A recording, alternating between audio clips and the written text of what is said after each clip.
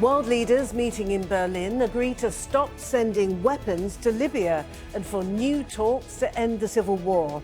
But on the ground, the fighting goes on. So will the many foreign countries feeding the conflict back off? And who has the power to stop Libya's slide further into crisis? This is Inside Story.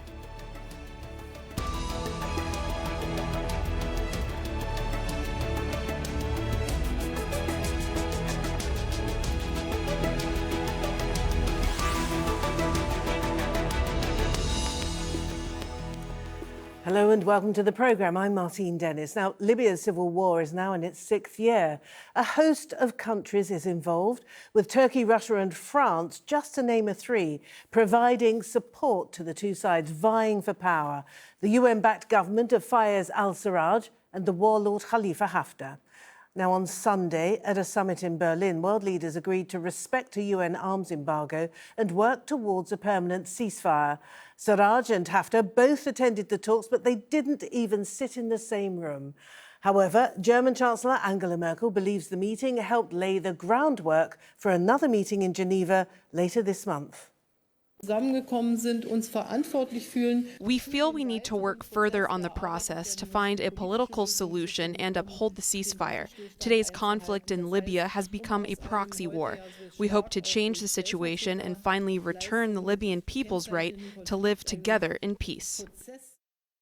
The return to the political process is essential.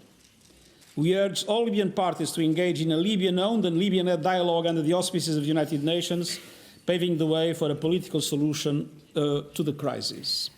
Well, Libya's warring sides are backed by different countries, as you've already heard, some of which provide military hardware despite a UN arms embargo.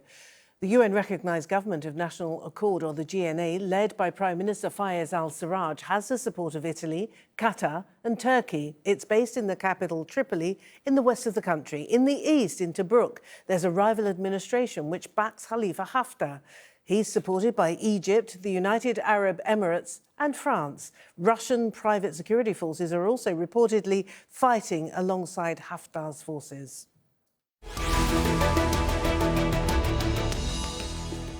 All right, let's introduce our guests now. In Tripoli, the Libyan capital, we have Issa Tuwegiar, a former Libyan Minister of Planning. In Florence, in Italy, we have Virginie Collombier, Professor at the Middle East Directions Programme in the European University Institute. And in Berlin, in Germany, Galip Delay, a visiting scholar at the University of Oxford. Welcome to you all. But Issa, can I come to you first? Sergei Lavrov, the Russian Foreign Minister, has described the Berlin conference as a small step forward. But how on earth can you consider that a success when there is fighting continuing on the ground and Libya's oil production, the means of its support, has been drastically reduced? Well, that is very true. I think in Berlin, they just made some wishes for Libya, some good wishes for Libya. They have not really put in place any mechanisms that will hold the ceasefire or open the oil field. So we are really remained with the same situation. Actually, we are living with Moscow, whatever has been done in Moscow, but Berlin has no effect so far on the ground. People are still out of home. You know, the displaced people are still not able to reach their home. Those who tried, they were killed immediately. We still see violations in the ceasefire.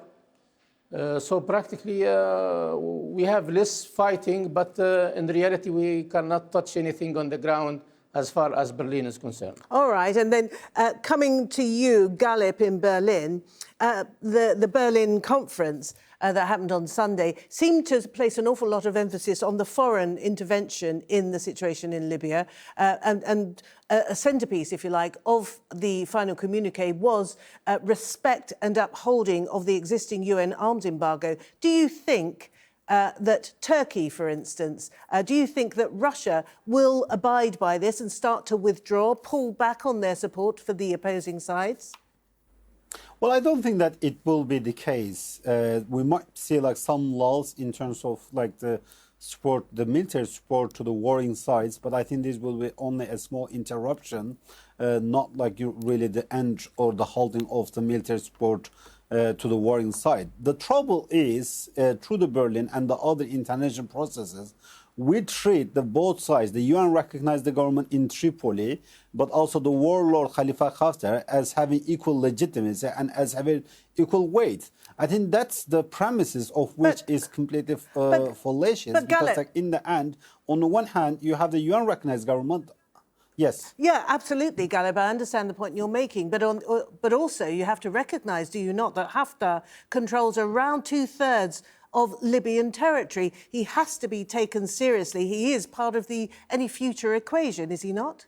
No, absolutely he has to be taken seriously, but I think this international process should not turn into the legitimization of him, because like if this is the case, then you are sending a message to everyone. If you can do the things through the arms, through the militias, do it, then the international process will turn what you create in the ground into a legitimate process. So one of the trouble that I see in things like Berlin process, that the unwillingness to call the spot a spot. In the end, one of the reasons that Khalifa Haftar is advancing is because the support that he's getting from the countries like Egypt, UAE, and France. And I think the Berlin process and then the similar UN process should name, should openly call on these countries to not to provide like support what everyone frame as a warlord. So in this regard, the legitimacy, the UN legitimacy is what is at stake. Right, OK. Let's go to Virginie now in Florence. Virginie, neither of our guests seem particularly optimistic that this Berlin conference is going to yield anything positive at least. How does the situation change? What needs to happen in order for there to be a credible ceasefire, for instance? Well, you just mentioned one of the most important points. There has been no major breakthrough during the conference. Contrary to maybe some hopes, there has been no consolidation or formalization of the ceasefire agreement, or at least the truth that had been pushed for by Russia on the one hand and Turkey last week. So here, I mean, everything looks like a kind of gentleman's agreement in which much will depend on the actual goodwill of the various international players involved in the conflict, but also on the UN Security Council. It seems quite obvious that the conclusion of the ceasefire will depend on some follow-up negotiations that should start shortly. We've heard Angela Merkel say yesterday that the formation of follow-up committees had been agreed upon. So the idea now is that we take the discussions one step further and try to dig into the details of some of the necessary details that need to be agreed upon, especially on the security sector reform, the economy and the political process. Right. But it means that none of the main actors have really given up so far. All right. Issa, coming back to you in Tripoli, I mean, you're living with the situation on a daily basis. Without a change in terms of foreign intervention, is it at all possible that a ceasefire can be established and upheld in Libya today? No, not at all. This ceasefire was not even possible. And I think it was really excellent work by Turkey and Russia, who really, succeeded in making this ceasefire. Otherwise, we did not really expect that. Let me interrupt there. Let me interrupt there, Issa, because, of course, Haftar himself didn't sign the ceasefire at the meeting in Moscow. He walked out in a huff. So how much influence, really, does Russia have on the process in Libya? Well, it turned out that they don't have really full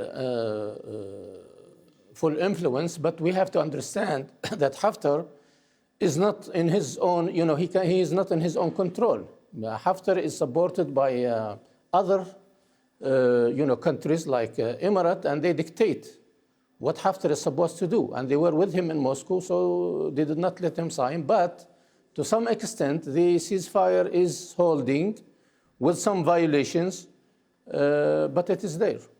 All right. I would like to just explain. Please I just would like to explain one thing. It is not fair to talk about the two sides as equal sides as far as this war. Haftar waged this war on Tripoli. Before that, we were going to a political solution in Ghadames, but he violated this and he attacked Tripoli. At the beginning, the government of Accord never bought any weapons, was never prepared. So they had to really fight for Tripoli. So they are in a defense situation. And as soon as they were asked to stop the war, they are ready to stop it.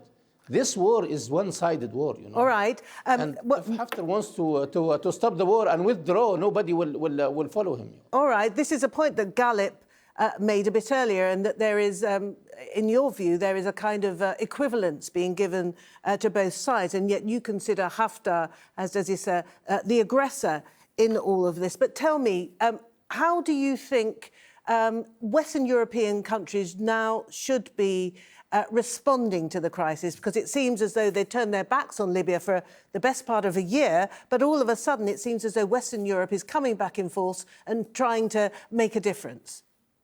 Well, I think the first and foremost, the Western European countries should basically form a position, a unified position, because within the context of Libya, what we see is a rivalry between Italy and France taking place as well too.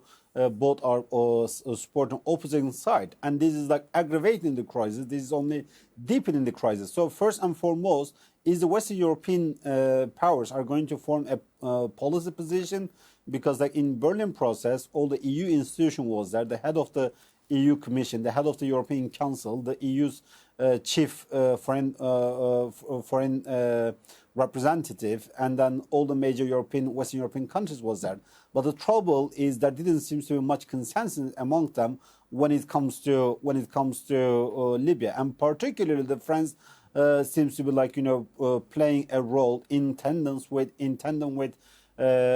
Egypt and UAE that is not very fruitful and that is not very contributing into the stability of the Libya. In this regard, I think particularly the Germany and Italy should assert as much as possible and particularly support the UN process and support the legitimacy. So in this regard, we once again, so we should not indulge the maximalist position of Haftar, because in the end he was the one that snubbed the effort in Moscow for a ceasefire, and he is right now the one that is indulging himself in stubbornness and maximalism. So in this regard, it should not be just a plea for the sides to abide by the ceasefire, but actually there should be a clear mechanism of pressure if any of the sides seems to be violating it. Okay. Unless and until we put clear reference points for the violator, I don't think that we are going to come up with any form of a sustainable ceasefire. Instead, particularly the Haftar will continue with its maximalist position. All right, okay. In one way or another. Gallup, Virginie, coming to you now. Is it true to say, is it a fair statement to say that Europe pretty much views the problem, the crisis of Libya, through the prism of irregular migration, obviously thousands and thousands of whom have either reached Italy or died in the Mediterranean? They're seeing the problem in Libya through that lens. And obviously the way the production of oil affects the energy markets. I mean, is that fair to say as regards to the European view of Libya?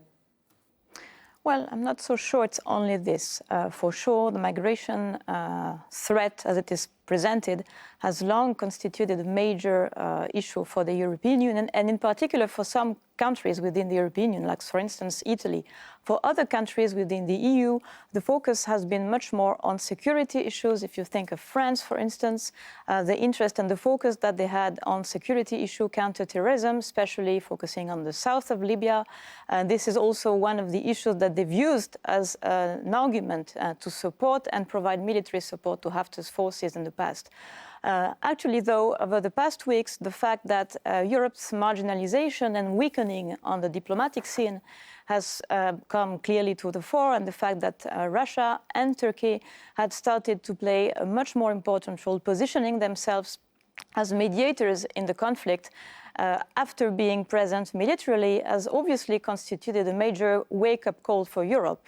And clearly, you see also that from the part of European diplomacy, for instance, Mr. Borrell, they have started to become much more active over the past weeks, because clearly for Europe, having two major powers, Russia and Turkey, taking the lead in first, supporting military developments on the ground in a country which is so close to Italy and to the borders of the EU is problematic.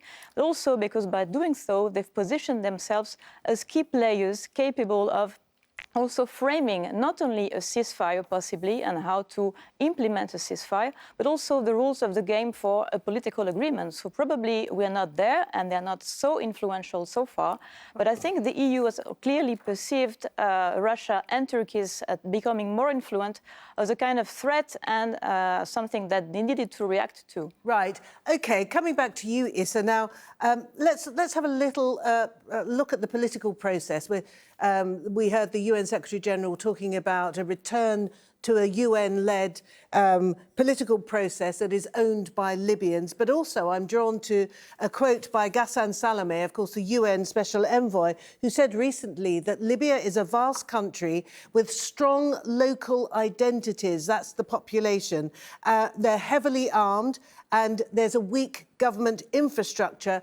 Ghassan Salameh's assessment of the situation is that it's a difficult country for one group to control. Do you agree with that? Do you think that one leader can lead a united Libya? Well, of course, one leader can lead united Libya, and we can think of Gaddafi. He's been there for 42 years. But eventually, that system was collapsed. I think that the Europeans are really dealing with Libya. In 2011, they have helped Libya to overcome a very severe dictatorship.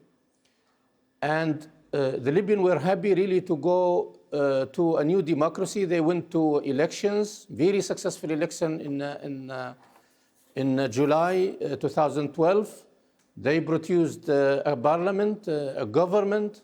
But the intervention of the external forces, the enemies of democracy, those people who think that democracy is dangerous for them, they have interfered and they have spoiled the process. And believe me, despite the number of weapons in Tripoli, the problem is not from the weapons and it is not from the people.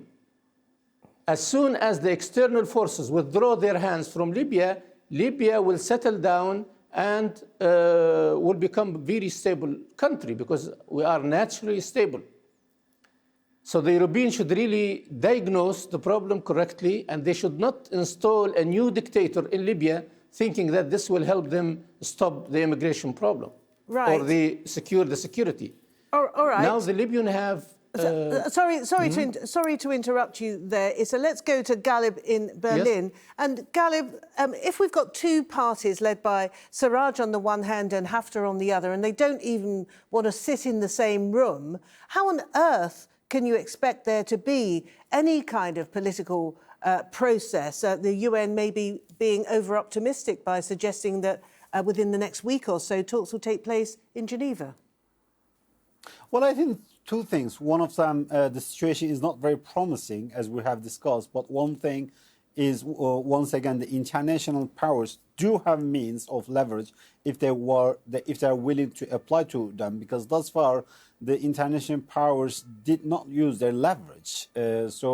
Very much they were dictated by the situation on the ground, and the situation on the ground was dictated by the warring side and their international and regional backers. So in this regard, A, what we are going to do. And B, Libya has two neighbors. One of them is Tunisia, one of them is Egypt. And I think in this regard, right now, what is at stake in Libya is the contest also two models. One of them, the model of Egypt, which effectively means in the form of the Haftar having a Libyan city in Tripoli. And I think this will be a terrible news for the Europe, having another city in its near abroad. And the second one is Tunisia, where it was a massive process. It involved like many compromises, many concessions, many debates at the public sphere. But still, it is like relatively working, and then the EU should support it. So in this regard, the question should not be whether it's Haftar or Sarraj. It is what model should prevail in Libya. Are we going to once again abandon the Libya to another military dictatorship on the shore of the Europe, or are we going to support the transition, no matter it's going to be a massive and a quite cumbersome one? So in this guide, I think the principles that we have to first set on is not A person or B person, but what form of the governance should prevail on the doorstep of Europe. And in this guide, unfortunately, despite the heavy European presence in Berlin, there was no European position that would have supported such a model that could be good for Europe and good for the Libyans at the same time. Virginie, is Ghalib right? Is he right when he says that this is basically about two opposing ideas, two opposing models of government? What is, in your opinion, the dividing line, if you like, between those who support Haftar and those who support the UN-recognised GNA in Tripoli? What is the dividing line? Well, I think it's true. To a large extent, there are two competing visions for governance that have been fighting themselves over the past months and years. But I think maybe more interestingly, what is at stake now, and I think what is to some extent also worrying in the conclusions of the Berlin conference yesterday, is that when the return to the political process is mentioned, it seems like the way it is envisioned looks like a kind of return to the Libyan political agreement of 2015, and not so much a return also to which means to some extent a kind of power-sharing agreement between the major political and security actors, and not so much a return, or at least taking into account also Hassan Salameh's big idea of the National Conference, whose main aim, and I think it's very important, was to try and divert the political, or at least balance the influence of these warlords from both camps, and try to make those actors that have actual influence within society to allow them to play a political role, to try and balance this influence of the warlords and make sure that the power-sharing agreement would not only reward their behavior or their position of power, but try and build a political scene which would be less organized around these two blocs that are opposing themselves in a very ideological way. Right. And I think, unfortunately, it might be that the priorities go towards power-sharing agreement and much less towards trying to build a consensus among political forces. So it means much more focus on those warlords that have dominated the scene over the past months, unfortunately. OK, and Issa, coming back to you in Tripoli, giving you the last word, is that how you see it? Do you see that the Libyan people are condemned, if you like, to endure still more conflict until such time as talks in Geneva get underway with a real chance, if you like, of delivering some kind of national programme for the country? OK, the Libyan people are just coming out of a very, severe, I said I describe it as a severe dictatorship. They were isolated. They have no experience with democracy, and they never exercised true economy. They depended on oil, and they had a rentier state. So we expect the Western world to help us achieve our democracy. Actually, they want to have a democracy, and they proved that in the beginning in July 7, 2012. Now they've been led to think that the only thing they need is peace, because they deprived of their right to exercise their democracy. Now I think the free world should stand with the Libyans to build their civil state and their own democracy. And this is the only way that you can find a proper partner to deal with. All right. And they should really stop the aggression of Haftar, who is trying to install a family state. Issa, thank you. I have to jump in there. Unfortunately, we're out of time. Thank you so much. Issa Tuwegiar, talking to us live from Tripoli. Virginie Collombier talking to us from Florence, and Galip Delay talking to us from Berlin. Thank you all very much indeed for an interesting conversation. Thank you, as ever, for watching the programme. You can see it again anytime you like by going to the website, aljazeera.com. If you want more discussion, there's always our Facebook page, facebook.com/AJ Inside Story, and there's always the Twitter sphere. Our handle is @AJ Inside Story, and I'm @Martine Dennis. From me and the whole team here in Doha, it's bye for now.